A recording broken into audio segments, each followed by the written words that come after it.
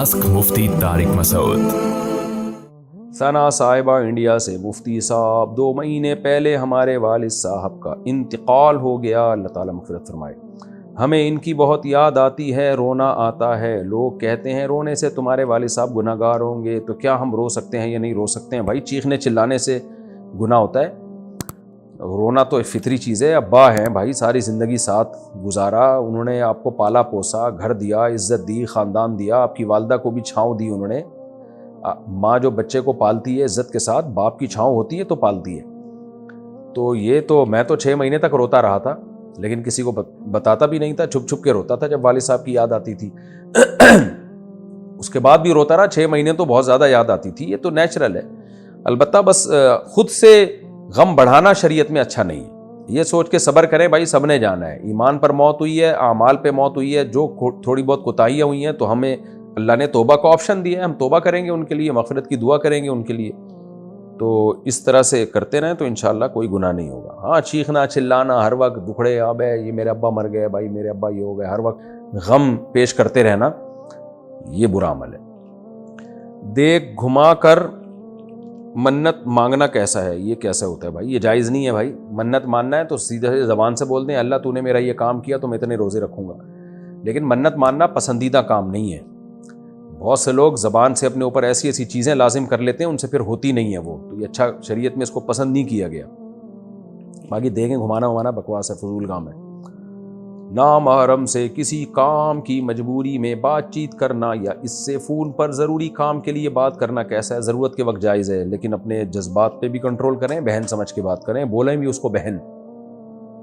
जब किसी नामहरम को आप सिस्टर बोल देना तो आधा फितना वैसे ही ख़त्म हो जाता है। आंटी ना बोलें, अगर आंटी बोल दिया तो वो फिर हालात के ज़िम्मेदार आप खुद होंगे, बहन बोल दें काफ़ी है। अच्छा मेरे भाई, अगर कोई 90 साल की भी हो ना आंटी, फिर भी ना बोले। अगर कोई तहज्जुद पढ़कर वितर पढ़ता हो और एक दिन इसकी तहज्जुद के लिए आंख ना खुले और वितर रह जाए तो क्या करेगा? वितर छोड़ना गुनाह है। हदीस में आता है मल्लम यूतिर फलैसा मिन्ना इन्नल्लाह ज़ादकुम सलातन अला वहियल वितर। इतनी सख्त ताकीदात हैं वितर की, तो इसलिए वितर छोड़ना जायज़ नहीं है। तो अगर किसी को शक हो कि पता नहीं तहज्जुद में आँख खुलेगी कि नहीं खुलेगी, तो उस पर लाजिम है कि वितर पढ़ के सोए। हज़रत अबू हुरैरा रज़ियल्लाहु ताला अन्हु वितर पढ़ के सोया करते थे। उनको ख़तरा होता था कि पता नहीं आँख खुले ना खुले, क्योंकि वो पढ़ाई करते थे, पढ़ते थे, इल्म हासिल करते थे, तो डर होता था कि देर से सोऊंगा तो आँख ना खुले कहीं। तो इसलिए जिसको ये ख़तरा हो तो उस पर लाजिम है कि रात को पढ़ ले। फिर भी अगर आपको यकीन था कि तहज्जुद में आँख खुलेगी, इसलिए आपने वितर छोड़ दिया और इत्तेफाक से आँख नहीं खुली, तो फिर अल्लाह माफ़ करने वाला है, फिर क़ज़ा पढ़ लें।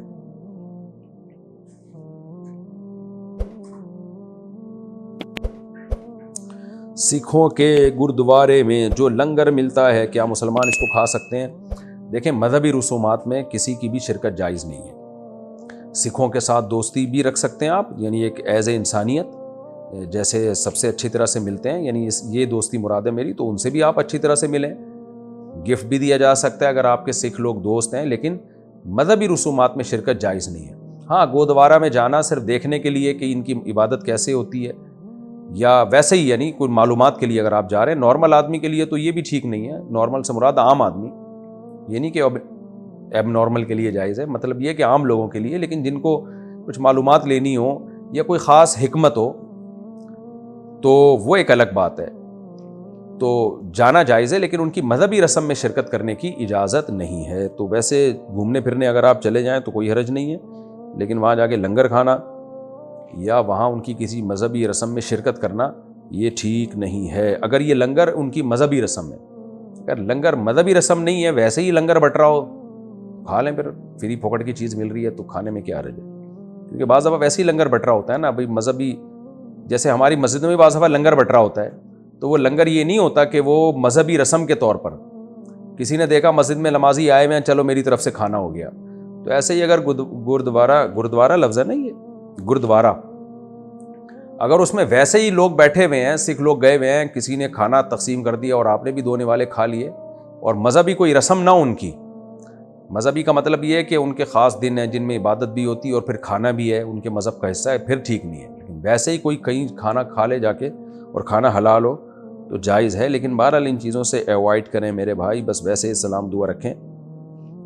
میں نے پڑھا ہے کہ اللہ اور اس کے رسول صلی اللہ علیہ وسلم کے معاملے میں کسی کی بات نہ مانو، اور میرے والد صاحب کہتے ہیں کہ تم ٹوپی اور داڑھی نہ رکھو، کیا میں ان کی بات مانوں یا نہیں؟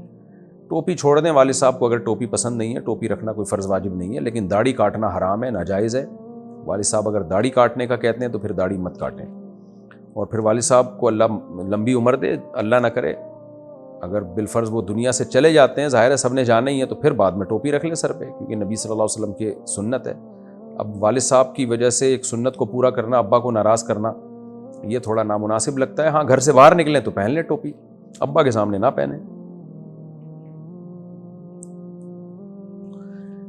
کتنے لوگ یوٹیوب پر حضور صلی اللہ علیہ وسلم اور ہمارے دین کے بارے میں نازیبا باتیں کرتے ہیں، کیا ہم ان کو دلائل سے جواب دے سکتے ہیں؟ کیوں نہیں دے سکتے، دینا چاہیے بھائی۔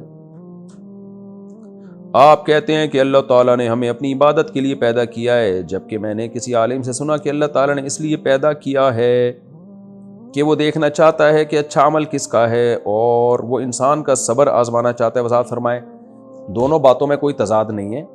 قرآن میں ہے کہ وما خلقت الجن والانس الا لیعبدون، میں نے انسان جنات کو اپنی عبادت کے لیے پیدا کیا۔